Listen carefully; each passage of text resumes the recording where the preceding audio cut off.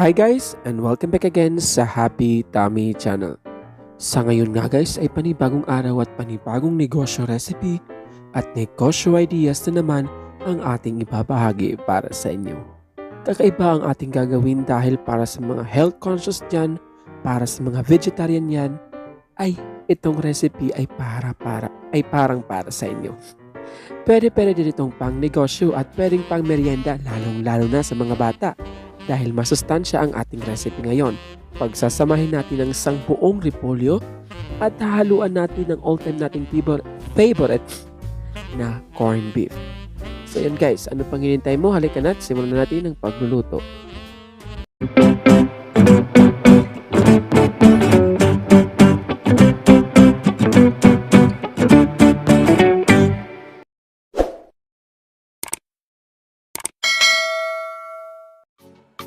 At para sa ating unang procedure ay hiwain muna natin ang ating repolyo. Ayan guys, isang piraso ng repolyo ang ating kailangan.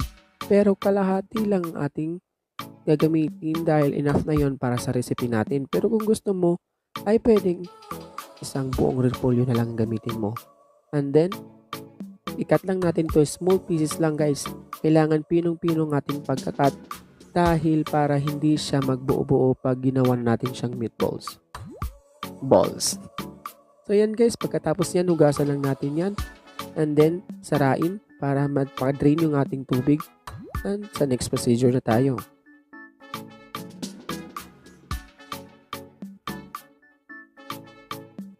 Para sa ating next procedure, ilagay natin sa isang malinis na bowl ang ating hiniwang repolyo.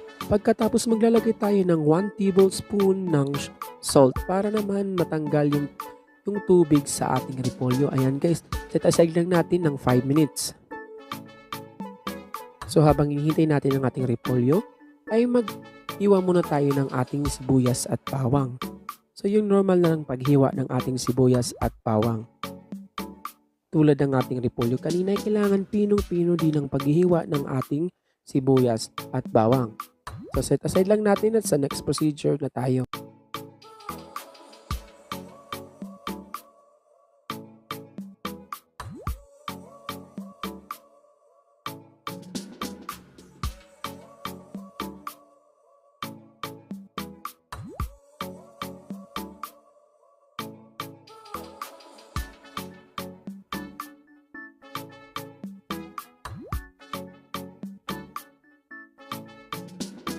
At ayan guys, after 5 minutes ay maglagay muna tayo ng ating malinis na tela or malinis na panyo. Basta yung malinis lang yung gagamitin natin. Then ilagay na natin ang ating repolyo.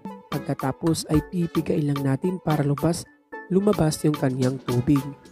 So yan guys, kailangan natin itong pigain lang maigi para lumabas lahat ng tubig ng ating repolyo. Tapos set aside lang natin. At ilipat natin sa isang malinis na bowl ang ating repolyo. And then magdagdag tayo ng isang can ng corned beef. Ayan guys, pwede kayong magdagdag ng kahit ano.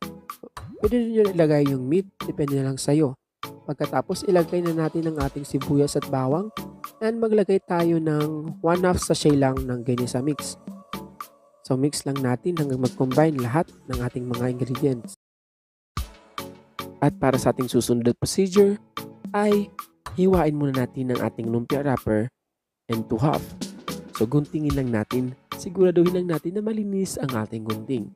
Pagkatapos guys, ay paghiwalay-hiwalay natin ang ating lumpia wrapper. Ayan guys, lumpia wrapper lang ang ating paghiwalay-hiwalayin, huwag ang ating relasyon. Hugot. So pag nahiwalay na nga silang lahat, set aside lang natin at sa next procedure na nga tayo. At para sa ating next procedure ay ilagay na natin ang lahat ng ating mga sangkap. So ayan guys, meron tayo ditong itlog, egg white na ating gagamitin para pandikit. And then meron tayong 1 tablespoon na measuring spoon para even yung ating sizes. Scoop lang natin ito, ilagay natin sa ating lumpia wrapper. And then, anong tawag dyan? Ibalot lang natin ang ating lumpia wrapper sa ating anong tawag dyan? Basta yun na yan guys. Pagkatapos ay yung ating itlog ay dikit lang natin para hindi humiwalay. Repeat the process lang guys sa lahat para makabuo na tayo ng napakaraming repolyo lumpia.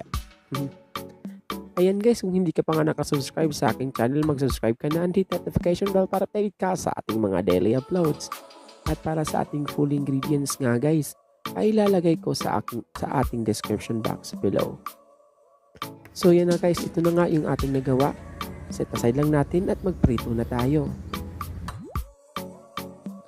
Ayan guys, sa isang mainit na pan nga, ilagay na natin ng 15 pesos na oil pagkatapos painitin lang natin. At pag mainit na nga, ilagay na natin ang ating mga lumpia. And then lutuin lang natin ito ng 2 to 3 minutes. In a very low to medium heat lang para hindi agad masunog nito at maluto yung ating filling. Pagkatapos ito guys ay constantly kailangan natin itong i-flip para maluto yung other side ng ating lumpia. Ayan guys, kung mga health conscious, para sa mga health conscious dyan, ay pwede rin gumamit ng air fryer para naman hindi oily yung ating lumpia. Kung wala naman kayong air fryer, ay pwede nyong i-reduce yung oil nyo. Pwede nyong konti lang oil lang ang gamitin nyo. Pero kung wala naman talaga, ay huwag nyo lang damihin yung pagkain. Ayan guys, pag golden brown na siya, set aside lang natin, i-drain lang natin sa ating strainer, let it cool, and mag-plating na nga tayo.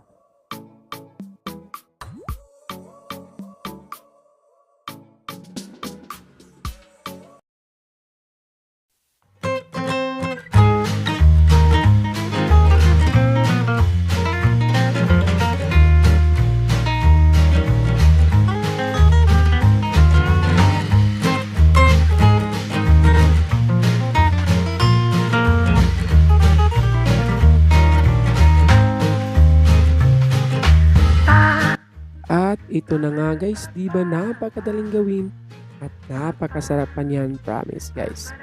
So yan guys, pwede mo itong ibenta ng 5 pesos bawat isa.